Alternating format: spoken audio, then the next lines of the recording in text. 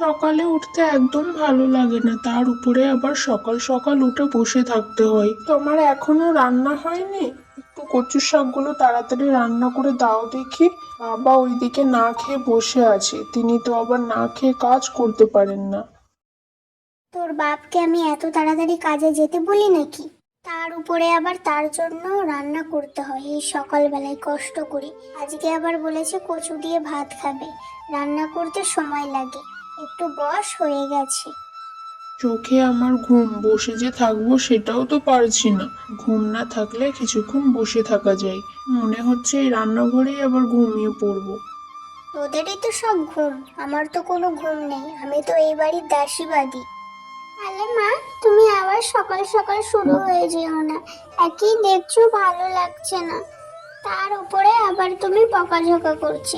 একটুখানি তাড়াতাড়ি গুছিয়ে দাও সব কিছু। যাই বাবাকে গিয়ে খাবারগুলো দিয়ে আসি। আমার প্রায় শেষ হয়ে এসেছে। দাঁড়া, একটু সব কিছু গুছিয়ে দিচ্ছি, তারপর দিয়ে আসিস। কি রে, তোরা এত দেরি করে আসলি কেন? আমি সেই কখন থেকে এখানে বসে রয়েছি। তোরা এত দেরি করে আসলে কখন খাবো আর কখন কাজ করব বল তো দেখি। তুই ভাই বোন হয়েছিস মায়ের মতো, কোনো কাজ তো করিসই না, আবার আমাকেও করতে দিস না। তুমি কি কাজ করার টাইম পাও না? এত ভোরবেলায় উঠে তোমাকে কেন কাজ করতে হবে? বলো তো বাবা। তোরা সব বুঝবি না, এত কাজ কি সারাদিনে শেষ হয়? ওই জন্যই তো সকাল সকাল উঠে কাজে চলে আসি। তোরাও যদি ভোরে উঠে আমার সঙ্গে আসিস তাহলে তো কাজটা তাড়াতাড়ি শেষ হয়ে যায়। হয়েছে হয়েছে, তোমার সঙ্গে কথা বলাটাই আমার ভুল হয়েছে। কথা বললে তুমিও আমাদের কাজে লাগিয়ে দেবে। এ নাও নাও নাও, কচু দিয়ে ভাত এনেছি। তুমি নাকি কচু খেতে চেয়েছিলে, মা কচুর শাক রান্না করে দিয়েছে, এবার খাও দেখি।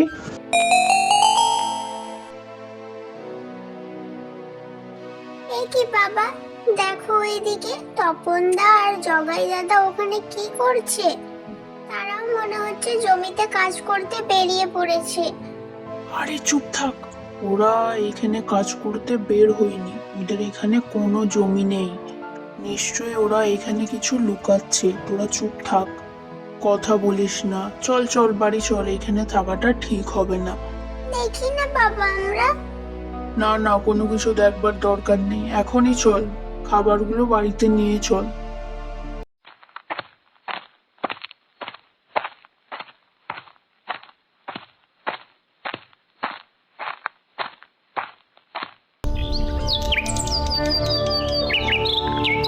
কি গো, তোমাদের আবার কি হলো?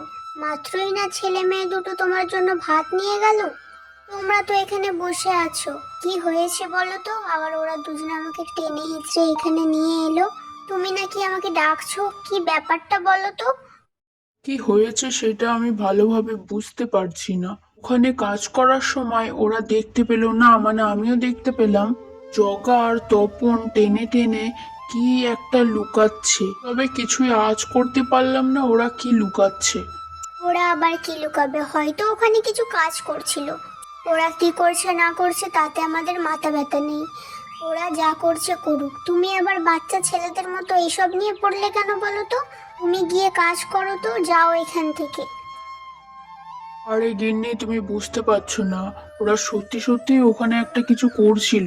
তুমি যেটা ভাবছো ওরকম কিছু নয় গো। তুমি কি পাগল হয়ে গেলে নাকি? বাচ্চা বাচ্চা ছেলে মেয়ে দুটো এখানে আছে, ওদের সামনে কি কথা বলতে হবে কি কথা বলতে হবে না সেটা তো তুমি বুঝতে পারছো না। আমি চাইছি না সে কথা এখানে বলতে, আর তুমি পাগলের মতো ওই কথাই বলে যাচ্ছ। কোনোদিন কি তোমার আক্কেলখানা হবে না নাকি? ও আচ্ছা, হ্যাঁ বুঝতে পেরেছি। হ্যাঁ, ওখানে তো কিছুই নেই, ওরা তো ওখানে কাজ করছিল। ওসব নিয়ে আমাদের কোনো মাথা ব্যথা নেই, যাও যাও, দু ভাই বোনে খেলতে যাও দেখি। নিতাই বাবু, আপনার জন্যই আমি এখানে অপেক্ষা করছিলাম। আপনার সঙ্গে আমার একটু গুরুত্বপূর্ণ কথা আছে। আচ্ছা ঠিক আছে, তোমার গুরুত্বপূর্ণ কথা আমি বাড়ি গিয়ে শুনবো। দেখছো তো বাড়িতে কত বাজার নিয়ে বাড়ি ফিরছি, কথা বলবার মতো সময় আমার হাতে নেই। তুমি বাড়িতে চলে এসো কথা বলবার জন্য। আরে বাবু, আপনি বুঝতে পারছেন না, বাড়িতে গেলে হবে না। এখনই আপনাকে কথাগুলো বলতে হবে, খুবই জরুরি। দেরি করে গেলে আপনিই কিনা এই কথাগুলোর জন্য আবার আফসোস করেন। তোমাদের জন্য কিছু করেই শান্তি নেই, একটা না একটা কথা তোমাদের মুখে লেগেই থাকে। আচ্ছা আচ্ছা, কি বলবে বলো, আমার বাড়িতে যেতে হবে। আমি যেটা বলছি সেটা মন দিয়ে শুনুন, তবে এই কথাগুলো কাউকে বলবেন না, পরে সমস্যা হবে কিন্তু। আচ্ছা ঠিক আছে, তুমি কি বলতে চাও বলো তাড়াতাড়ি।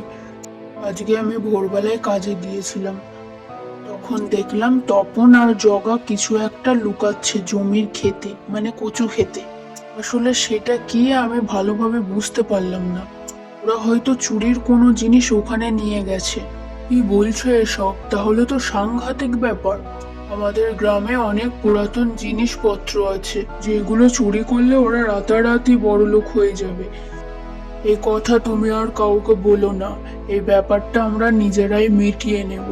আমি যাই দেখি কোনো কিছু ব্যবস্থা করি, তুমি এই কথা লুকিয়ে রেখো। বাবা মা যে আমাদের থেকে কথা লুকাচ্ছে সেটা আমি ভালোভাবেই বুঝতে পারছি। আমার যে খুব জানতে ইচ্ছা করছে ওখানে জগাদা আর তপনদা কি লুকিয়েছে। বাবা মা জানে কিন্তু সেটা আমাদের বলতে চাইছে না। আমাদেরও তো জানতে ইচ্ছা করে নাকি। তুই একদম ঠিক কথা বলেছিস রবিন, আমারও সেটাই জানতে মন চাই, কিন্তু বাবা মা জানতে পারলে মোটেও আমাদের আস্ত রাখবে না, সেখানে যাওয়া আমাদের একদমই ঠিক হবে না। বাবা মাকে জানিয়ে আমরা যাব নাকি তাই? তুই আর আমি সেখানে চুপি চুপি যাব, দেখবো সেখানে কি লুকিয়ে রেখেছে। না বাবা, তুই যা, আমি যাব না। বাবা মা যদি জানতে পারে তাহলে আর আমাদের আস্ত লাগবে না, তোকে তো কিছুই বলবে না, বলবে তুই বড়, তুই সব কিছু করেছিস, তখন আবার আমার দোষ হবে, আমি তোকে কেন আটকাইনি। তুই তখন নিজেও আমাকে দোষ দিয়ে পার পেয়ে যাবি, এটা আমি ভালোভাবেই জানি। এর আগেও তুই একই কাজ বারবার করেছিস, তোর ওপর আমার কোনো বিশ্বাস নেই। এবারের মতো তুমি আমাকে বিশ্বাস করে দেখো, এবারে আমি এমন কিচ্ছু করব না। যদি বাবা মা জেনে যায় তাহলে সমানভাবে দুজনাই দোষী হব, কেউ কাউকে ছেড়ে যাব না। তাহলে আমার কোনো সমস্যা নেই, আমি তোর সঙ্গে সেখানে যেতে পারি, তবে বেশিক্ষণ থাকবো না কিন্তু, যাবো আবার সবকিছু দেখে চলে আসবো। আচ্ছা ঠিক আছে, তাহলে চলো আমরা দুজনে মিলে সেখানে যাই।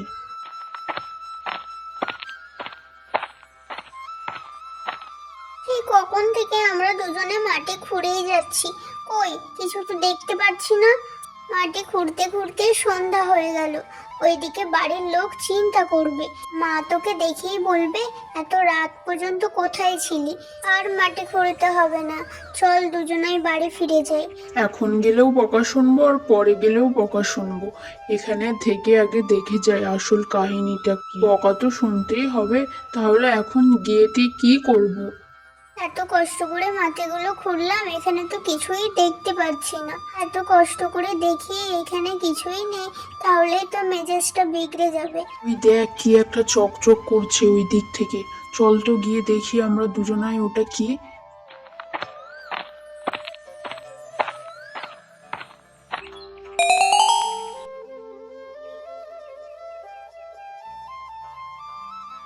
আরে এগুলো তো সব সোনা, চল এগুলোকে বাড়ি নিয়ে যাই।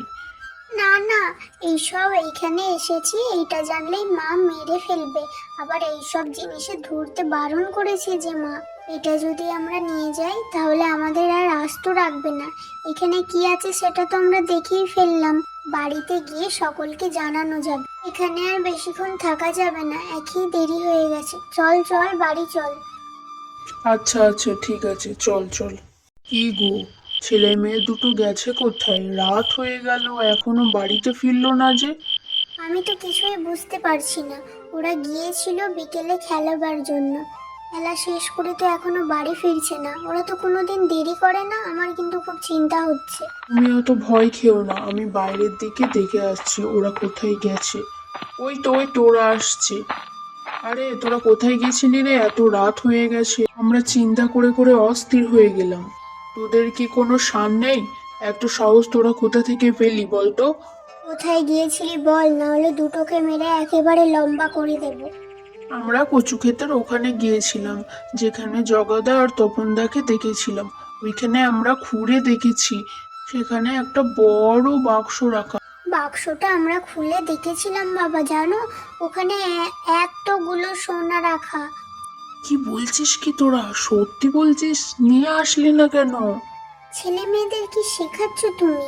আমি তো আগেই বলেছি কোনো লোকধূপ করা চলবে না, কোনো সোনা সোনা গহনার দরকার নেই আমাদের। এবার ঘরে চলো সবাই।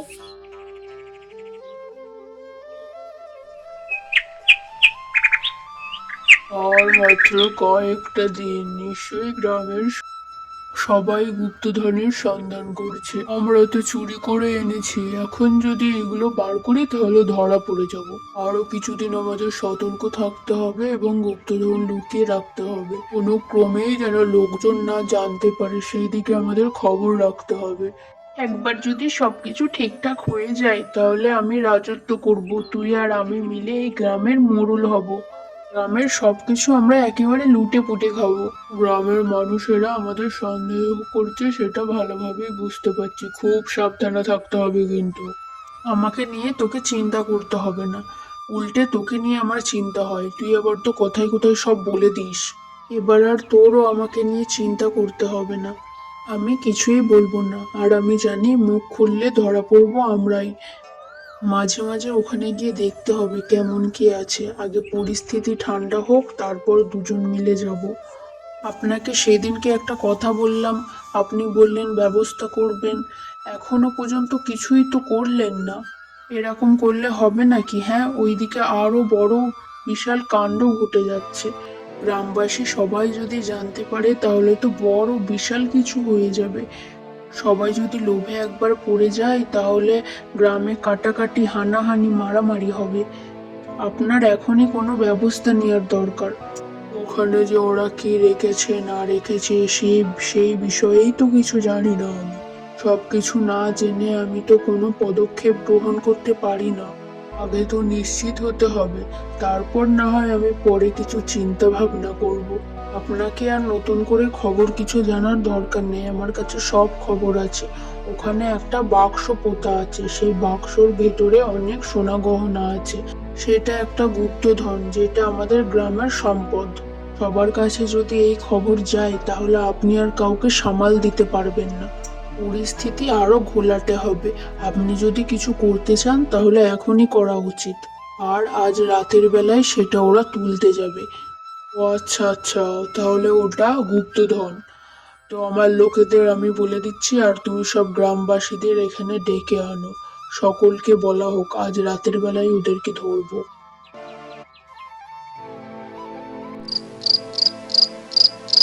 কি গো কানাই, সেই কখন থেকে এসে তো বসে রয়েছে, এখনো তো কেউ আসলো না। সত্যি সত্যি তোমাদের কাছে খবর ছিল না বাচ্চা ছেলেদের কথাই নেচেছো?